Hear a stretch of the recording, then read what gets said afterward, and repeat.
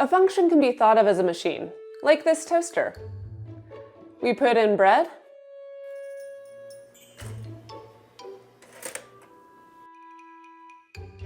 and we get out toast.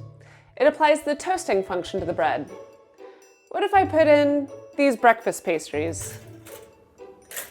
Well, it's not bread, but a toaster can still apply the toasting function to it. Look, it returns toasted breakfast pastries. What if I put in this brick? Or 3 bricks? This gallon of milk? If only this toaster were better programmed to accommodate these inputs. Let's go to the code. We've seen a few functions so far. So print hello world, first one we saw. And print is a function. It has a function name, print. It has these parentheses where you can stick all of your inputs or arguments. This is like bread going into the toaster. And the argument for here is hello world. And in Python, we can even define our own functions. It's a bit like defining variables. The function name rules are the same as the rules for variable names. Start with a lowercase letter. You can't start with a number, etc. But we use a special keyword called def, which stands for definition. So we can make a function def multiply by 3. And then we write our parentheses, put any variable names for arguments that we want. And this is just going to take one variable called val for value. Then we add a colon. And just like with the for and while loops, this colon means that we need to indent the next line and start our block of code. So we're going to return 3 times the value. I'm going to use another keyword here called return. So functions usually return things. And what we're returning is 3 times the value that we passed into the function. So now we can call this function multiply by 3, 4.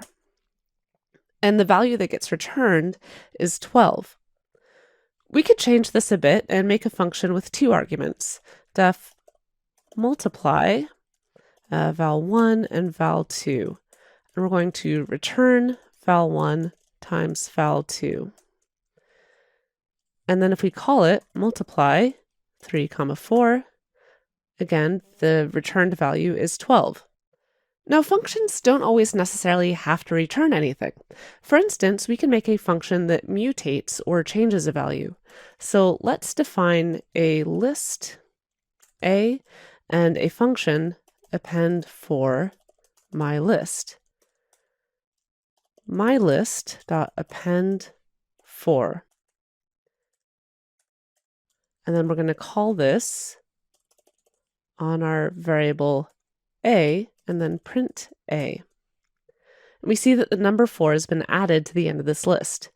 This function didn't return anything, but it did, perform a function. This is a bit like bread going into the toaster and leaving the toast there for a while for someone to go and collect later. You don't always want it popped back up at you. If we look at the print function, we also see that it doesn't return anything. So let me just copy this.